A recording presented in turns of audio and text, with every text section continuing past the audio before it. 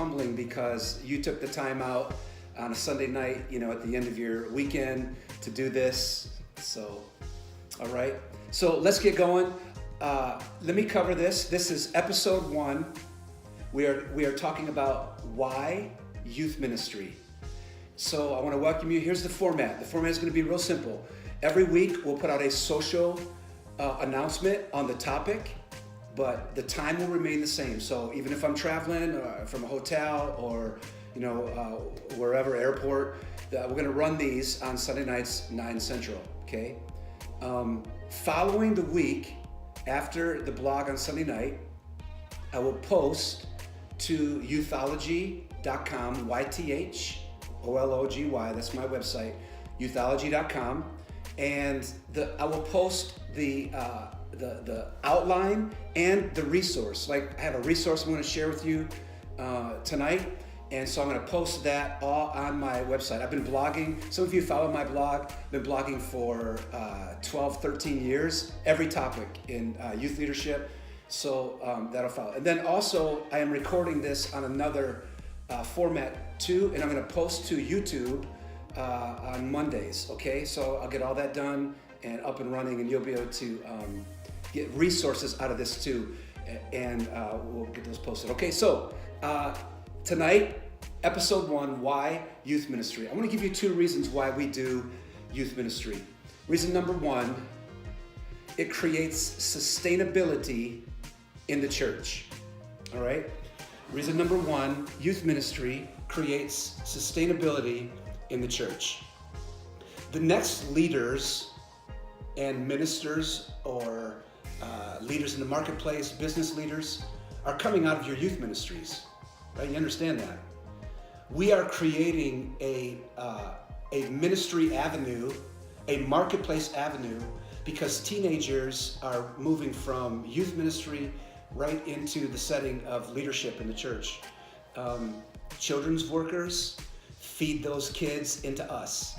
But the students who leave us are going off to university, or they're going into leadership in the church in some setting. So it creates sustainability in the church. There's not an organization on the planet that doesn't talk about sustainability. You don't see organizations putting together 1 week or 1 month or 1 year programming and goals for sustainability. They're looking at 5-year and 10-year, decade goals, right? And I truly believe that begins with leadership development. And so sustainability in the church is the first reason we create youth ministry. I want to lead you to a study, and I'm going to leave this resource for you this week. I'll put it up. Some of you have heard about this. This is Forbes magazine, and Forbes magazine listed the most and least meaningful occupations. Okay, so think about this: the most and least meaningful occupations.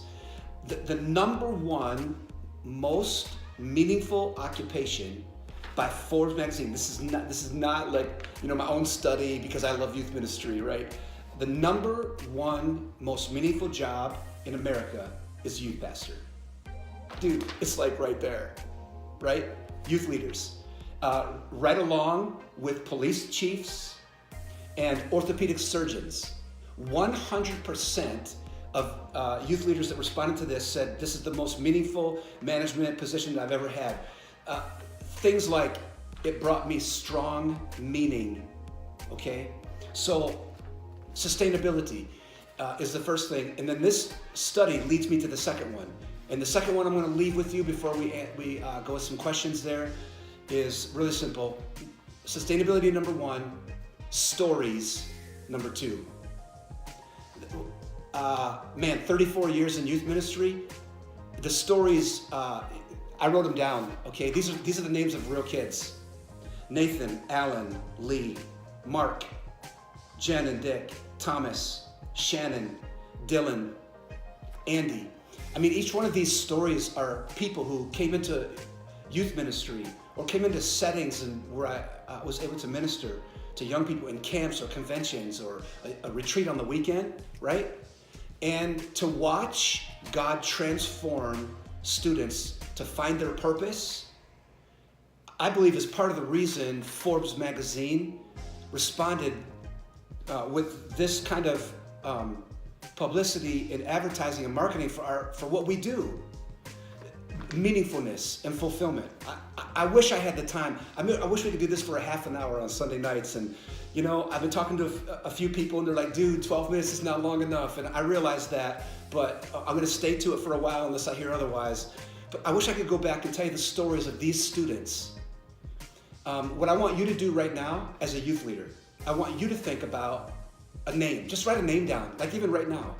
I want you to write a name down of somebody that walked into your youth ministry one way and walked out another way, right? Think about that. Write that person's name. I wrote these names down over the weekend thinking, God, and some of these kids were straight. They were good, right? And some of these kids walked into these settings, and where they are today is all because of youth ministry.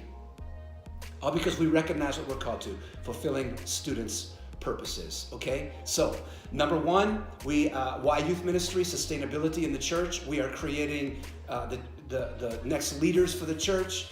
And you've heard me say, if the young people that I see across America are going to lead the church is in great hands, right?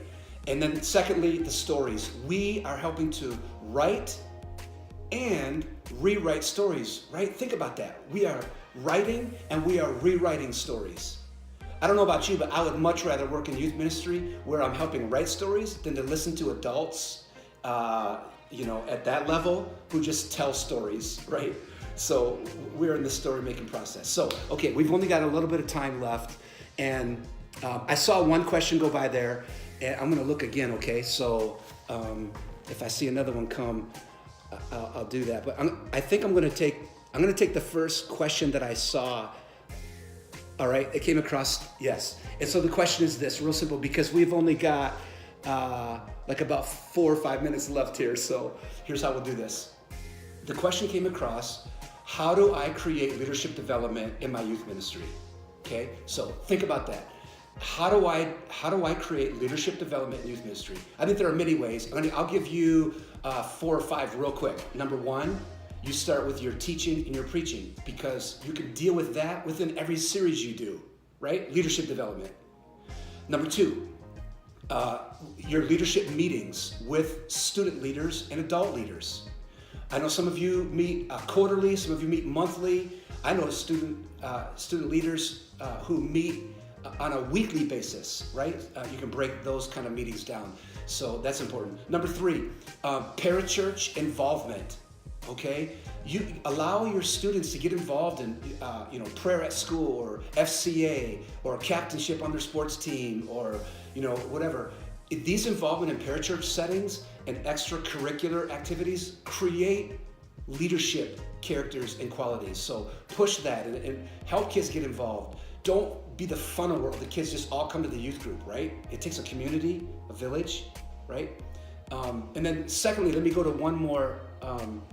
The other question. So the first one was leadership development. How do I specifically do leadership development? And the second one is, what do I do with a student that's out of control? Oh, dude, that's a good one, right? Like, we don't want to just tell students, you have to behave to belong, right? That we're not about that. But we understand too that there is this whole youth ministry that we are responsible for, right?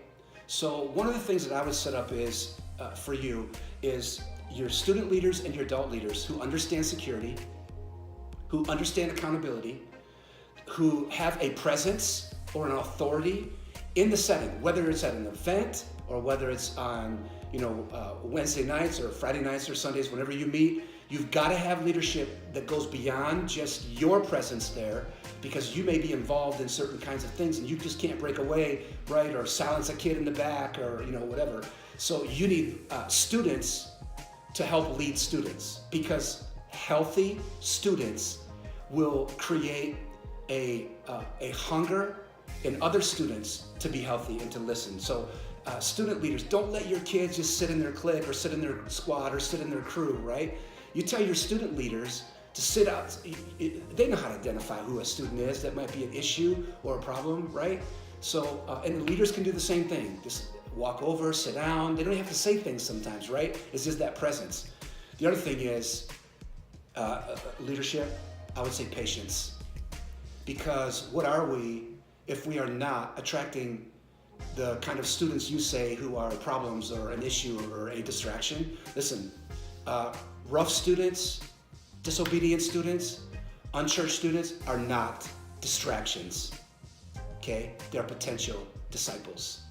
So I want you to learn that leadership development, sometimes it looks like, the mature kids, and sometimes leadership development is going to deal with students that just require a little more time. And so sharing that responsibility will really help you, okay? So again, I just have like a minute and a half or 2 minutes here. What I want to do is just recap real quick. We talked about sustainability. Youth ministry is about sustainability in the church, creating the next leaders for the church. And then we talked about stories. The reason we do youth ministry is because it's so fulfilling to help write stories and rewrite stories, right? And so I'm going to post this article from Forbes so that you can see that. And that will be posted in my blog. Usually I blog on Tuesdays, so I'll cover the outline, have an outline for this. I'll put the outline in there, some of the things that we talked about, and look forward to next week.